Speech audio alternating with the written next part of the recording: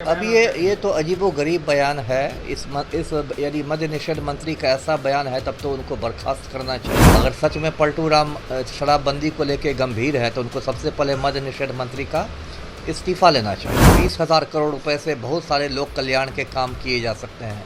एक तरफ पलटू राम छाती पीटते हैं कि हमें विशेष राज्य का दर्जा नहीं है, हमारे पास फंड नहीं है।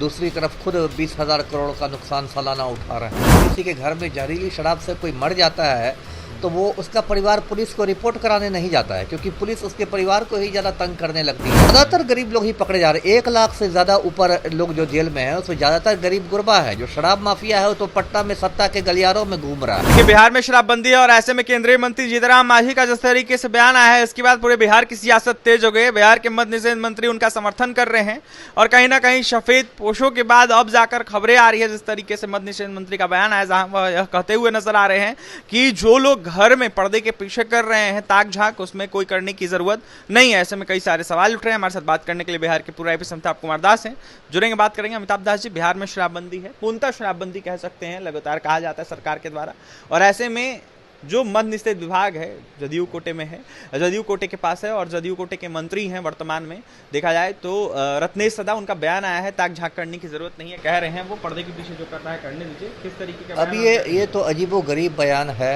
इस यदि मद्य निषेध मंत्री का ऐसा बयान है तब तो उनको बर्खास्त करना चाहिए, क्योंकि एक तरह से तो वो मतलब लोगों को पीने के लिए उकसा रहे हैं कि ठीक है पीजिए, पर्दे के पीछे पीजिए। ये तो मद्य निषेध मंत्री ही एक रास्ता बता रहे हैं।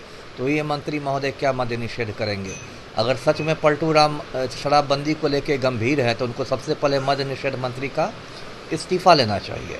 ये तो एक बात हुई। दूसरी बात ये हुई कि देखिए, बिहार में जो पलटू राम ने नशाबंदी की वो अब लगभग 8 साल हो गए होंगे, तो वो तो पूरी तरह से फेल रही है। ये तो सभी जानते हैं नशाबंदी से क्या हुआ। सिर्फ ये हुआ कि सालाना राजस्व का नुकसान हो रहा है बिहार को। बिहार जो हिंदुस्तान का सबसे गरीब राज्य है, वहाँ सालाना 20,000 करोड़ रुपया का नुकसान हो रहा है सरकार को। इस 20,000 करोड़ रुपए से बहुत सारे लोक कल्याण के काम किए जा सकते हैं। एक तरफ पलटू राम छाती पीटते हैं कि हमें विशेष राज्य का दर्जा नहीं है, हमारे पास फंड नहीं है।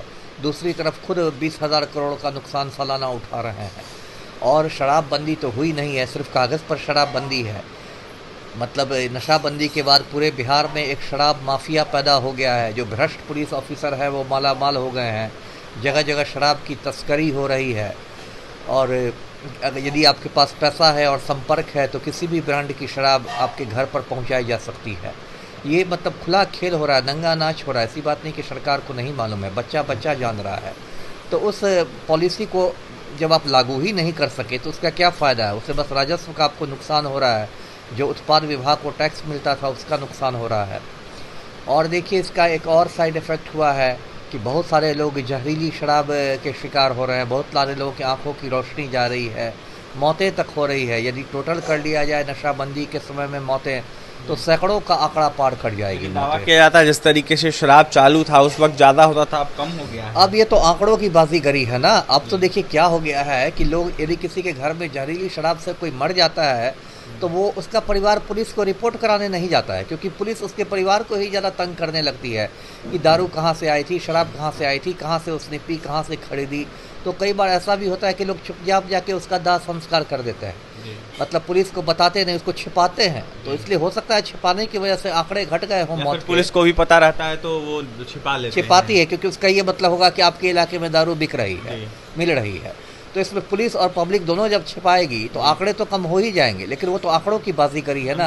लगातार गरीब लोग भी पकड़े जा रहे हैं, काफी ज्यादातर गरीब लोग ही पकड़े जा रहे हैं। 1 लाख से ज्यादा ऊपर लोग जो जेल में है उसमें ज्यादातर गरीब गुरबा है। जो शराब माफिया है वो तो पटना में सत्ता के गलियारों में घूम रहा है। केंद्रीय मंत्री ने भी कहा है कि सफेद पोशों को छोड़ दिया जाता है, वो लोग क्योंकि घर में पीते हैं और ऐसे में बाहर में जो गरीब लोग, बिल्कुल जीतनराम मांझी का बयान आया, मैंने भी सुना। ये बिल्कुल हकीकत है कि गरीब गुरबा लोग ही शराब वाले कानून में पिस रहे हैं। तो इस मतलब शराबबंदी को तुरंत खत्म करना चाहिए। कानून एक मजाक बन के रह गया है। जी, चालू मतलब करने की मांग करेंगे। जी, चालू करनी चाहिए। जैसे मैं बता दूं कि मैं शराब को गलत बात मानता हूं। जिंदगी में मैंने एक घूंट शराब नहीं पी है, लेकिन ये जो पॉलिसी है ये पूरी तरह फेल कर गई है। जी, क्योंकि राजस्व को फायदा होगा अगर चालू। जी, बिल्कुल। देखिए, अमिताभ दास थे, बिहार के पूर्व आईपीएस रह चुके हैं और ऐसे में मांग कर रहे थे कि राजस्व को घाटा हो रहा है और ऐसे में शराब चालू कर देना चाहिए, क्योंकि हर घर जो है कहीं ना कहीं अभी भी शराब बिक रहा है और ऐसे में जहरीली शराब से लोगों की मौतें हो रही है। कई लोग डर के कहीं ना कहीं पुलिस के के पास रिपोर्ट नहीं करते हैं, क्योंकि कई सारे सवाल उठते हैं, सही सवाल पूछे जाते हैं, और ऐसे में पुलिस भी कहीं ना कहीं आंकड़ों की बाजीगरी करती है। आरोप अमिताभ दास लगाते हुए नजर आ रहे, तो वहीं क्या कुछ करते हैं आपने सुना है।